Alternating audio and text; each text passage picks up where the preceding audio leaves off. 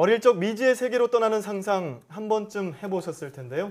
우주를 배경으로 펼쳐지는 SF 소설 역시 마음껏 상상할 수 있기에 많은 독자분들의 사랑을 받는 건 아닐까 싶습니다. 네, 오늘 탐구인에서는 장르를 넘나들며 활약하고 있는 장강명 소설가와 함께 이야기 나눠보겠습니다.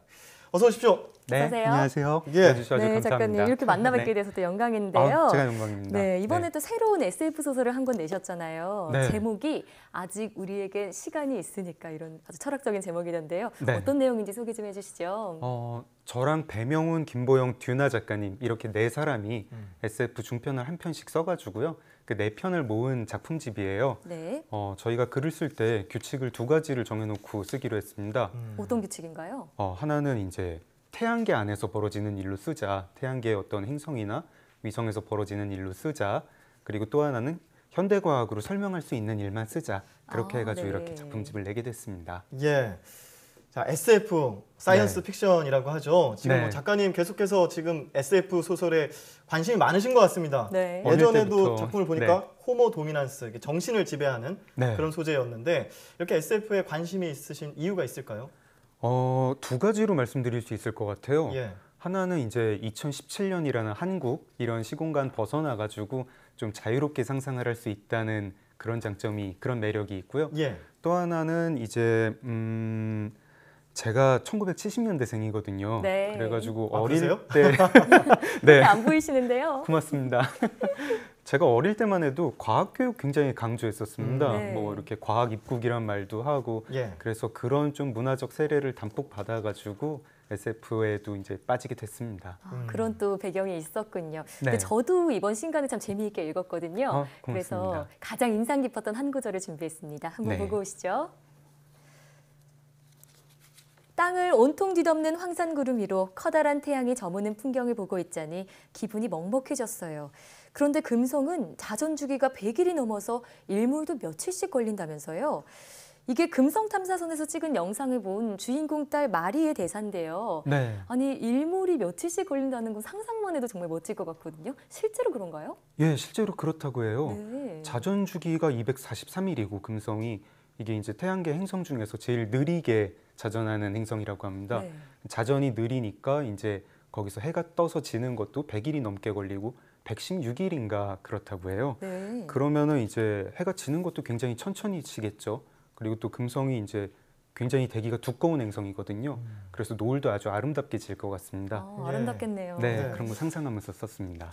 저도 책을 보니까 이 안에 이제 금성에 대한 연구도 있었을 것 같은데 이 과학 네. 분야에 대해서도 많은 연구를 하신 것 같아요. 뭐 예를 들자면 20대의 그 모습을 계속 유지하고 있는 네. 모든 사람들이 그렇게 유지를 바라는요? 하고 네.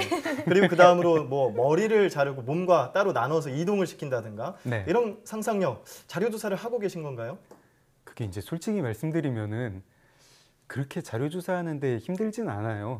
이제 오히려 이제 제가 지금 한국 얘기를 할 때 예. 그때 인터뷰를 많이 하고 취재를 많이 해야 되고 사실 여기서 이제 당신은 뜨거운 별에라는 제목의 이제 중편을 제가 썼는데 예. 그거 쓸 때 필요한 자료 조사 정도는 그냥 인터넷 서핑으로 어. 과학 사이트에 잘 정리돼 있습니다. 네. 그 정도 예. 했습니다. 그럼 누구나 인터넷을 통해서 과학 소설을 쓸 수 있는 자료 조사가 되는 거죠? 특히 천문학 관련 지식들이 예. 인터넷에 아주 잘 정리가 돼 있습니다. 신뢰도가 있나요? 예. 네. 천문학자들끼리는 또 그런 거를 굉장히 공유를 하고 영어만 되면은 어떤 논문 같은 것도 금방 볼 수 있고 그렇습니다. 네, 그렇군요. 또 제가 이번 신간에서요, 좀 재미있게 봤던 부분이 이 헬멧을 썼는데 이 헬멧에 특수 코일이 부착이 돼 있어서 정신지배를 당한 내용이 있더라고요. 네. 이거는 좀 어떤 걸 보시고 이렇게 설정하신 건가요? 제가 이 작품 같은 경우에는 네. 주제에서 먼저 시작을 했거든요. 네네.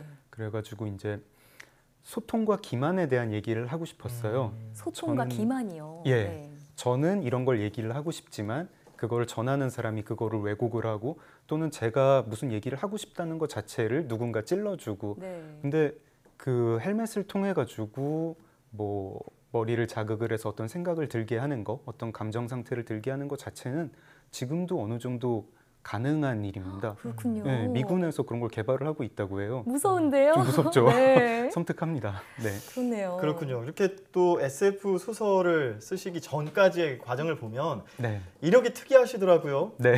공대를 졸업하시고 네. 건설사 네. 다니시다가 또 기자를 하셨는데 정치부 기자도 하셨더라고요. 네. 여러 그러셨군요. 가지로 이렇게 넘나들면서 지금은 소설가로 활동을 하고 계신데 네. 네. 이렇게 된 뭐 배경이 있을까요?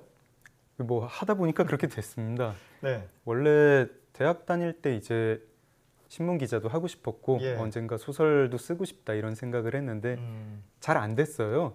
그때 건설사를 그래서 먼저 갔고 몇 달 다니다 사표 내고 신문사 시험을 네. 다시 쳐가지고 신문 기자가 되고 신문사 다니다가 이제 울컥해서 사표 아, 쓰고 소설가 되고 그러셨군요. 예. 근데 그 과정이 소설 쓰는데 다 지금 크게 도움이 되고 있습니다. 네, 지금 좀 개인사를 말씀해 주셨으니까 네. 제 개인적인 질문도 한번 드려볼게요. 예. 이 소설가들은요, 소설을 쓸 때 언제 또 어디서 집필을 하는지 이 부분이 참 궁금했거든요. 또 아. 습관 같은 게 있는지도 궁금하고요. 들어볼 수 있을까요? 저는 좀 뭐 별 습관 없는 편이에요. 아, 그러세요? 그냥 집에서 쓰고 집에서도 이제 부엌에다가 노트북 놓고 부엌에서요. 네. 아, 아침에- 주로 부엌에서 하시나요? 네. 네. 어허. 냉장고 앞자리에서 열심히 쓰고 있습니다. 예. 배고플 때 바로바로 뭐 드실 수 있겠네요. 그렇죠. 그냥 찬장에 뭐 이렇게 에너지바 같은 것도 놔두고 네. 습관도 없고 그냥 굳이 얘기하자면 시간 재면서 쓰는 거 정도? 네. 그렇습니다.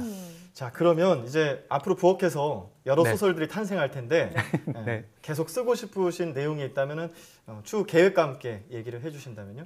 지금은 논픽션 2편을 동시에 쓰고 있습니다. 네.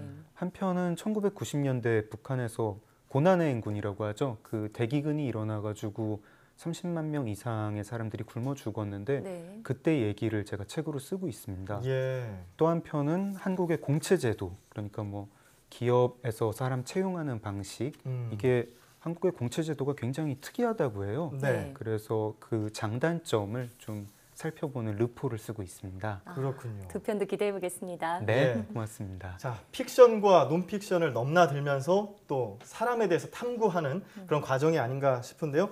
앞으로도 많은 활동을 기대해 보도록 하겠습니다. 지금까지 소설가 장강명 작가와 함께 이야기 나눠봤습니다. 오늘 말씀 고맙습니다. 네, 고맙습니다. 고맙습니다.